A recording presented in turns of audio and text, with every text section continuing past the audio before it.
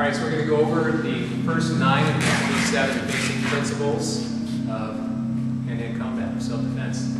So, first one we're going to talk about is relaxation. So, some of the benefits of relaxation, there's a lot of them when it comes to self-defense hand-to-hand combat, but a couple of main ideas that beginning students need to understand, and everybody needs to understand, is that if you're relaxed, you're going to avoid a lot of injuries. When in a fight, you're going to get hit, you know this, unless, by some miracle, you happen to be so much superior to the guy that you can avoid it. But if you're worried about getting hit, you're going to get hit. So we accept we're going to get hit. If you get hit, you don't want to have injury. So relaxation helps to avoid injury. Even if they get something in on you, you're not stiff to it, you'll be able to flex off it without breaking. Another major issue with relaxation is power. Of course, kinetic energy equals half times mass times velocity squared. In other words, half times your size times your speed times your speed. So relaxation is absolutely critical for generating power. You could be you could be 350 pounds and be able to bench press a pickup truck, but if you can't get it moving very fast, you're not going to have much crushing power. If you don't get them stuck between your fist and the wall, you're just going to push them back, unless you get some speed involved. But if you're 120 pounds or 105 pounds, but you know how to properly get all of your structure connected together, and you get really good speed behind it, you can generate crushing, destroying power. Questions? Next, we're going to talk about this series is triangles and wedges. Triangles and wedges is the strongest shape, strongest geometric shape in nature. For instance, what shape did they make the pyramids in? Right? They're all triangular because it's a very strong geometric shape. We use that all over the place in our training. Even just, all of the stances, all of the movements, all of the powers, everything is based on a assimilation, a combination of triangles and wedges give you a strong, stable foundation as you're moving throughout the whole range of the fight. The next principle we're going to talk about is attack the attack. There's a variety of different ones that are kind of similar sounding, but attack the attack is, well, one simple example is Jeet Kune. Of course, Bruce Lee named his whole art after that. Jeet Kune is intercepting fist. So intercepting fist simply works. The guy's throwing a punch,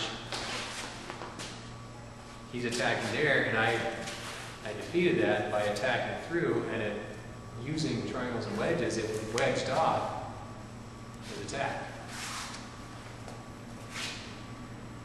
Next one is head up, chin down. Where the head goes, the body goes. Okay? A lot of people try to fight with their head tucked down. If you've got your head tucked down, your balance is completely off.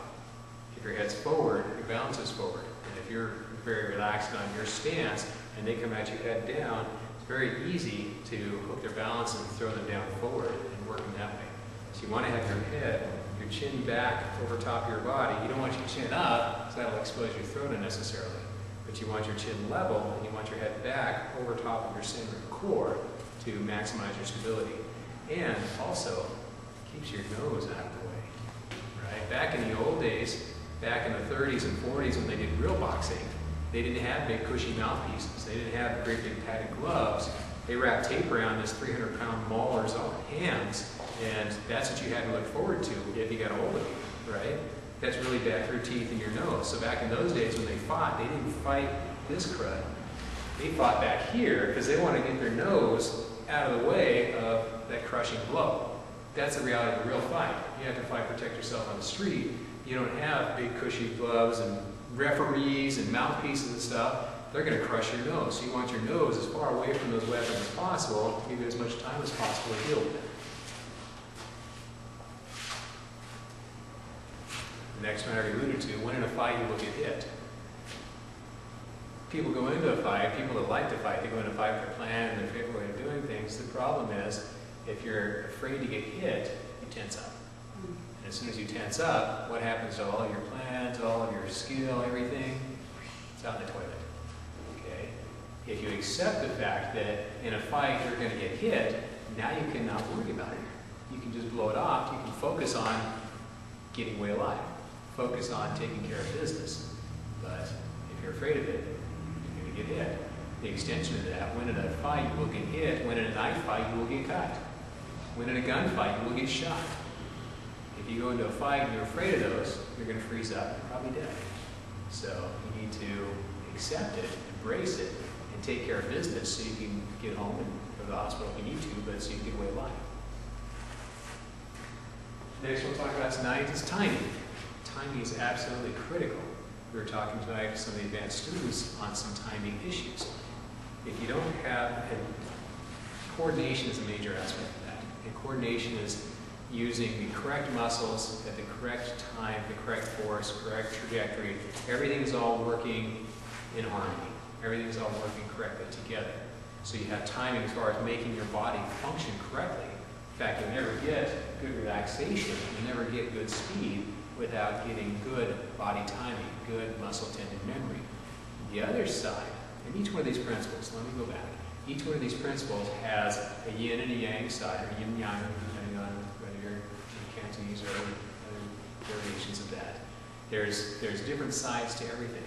And so each one of these principles also is a vast, vast body of knowledge, almost infinite in volume and size, and we're just giving just a little microdot introduction to each one. Each of them, you study them your whole life, never run out of new stuff to learn. There's an infinite body of knowledge there. That's really cool about the way we train. So many people train technique-based. Once they get the techniques down, then it's a matter of who's faster and stronger. Well, that's great for the young guys. Once you start getting to your mid-30s, you're no longer the fastest, strongest guy in the fight. And so if you're relying on an art that's technique-based, you have to be faster and stronger, you're going to get beat. If you focus on a principle standpoint, you continue to get more understanding, more skill, more understanding, more skill. So even as you age, you actually continue to improve. Grandmaster Ip Ching, of course our Grandmaster, his father was Ip Man, obviously his instructor. Grandmaster Ip Ching is 76, and he is still absolutely amazing. He doesn't have the endurance, he won't sit and go cardio with you, but he'll still whoop you in less than 2 seconds, absolutely no problem, because his understanding continues to get deeper and deeper and broader of each one of these principles.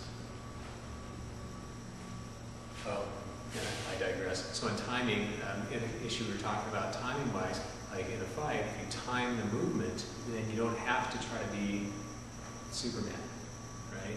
If I'm trying to get around the fist, if I'm trying to just step around it, and he's good at footwork, I'm never going to get around the thing. But if I time it, so the instant I feel forward pressure, I go the opposite direction. Now I can close, I get past his weapon and get it on his core. So it's another idea having to do with timing.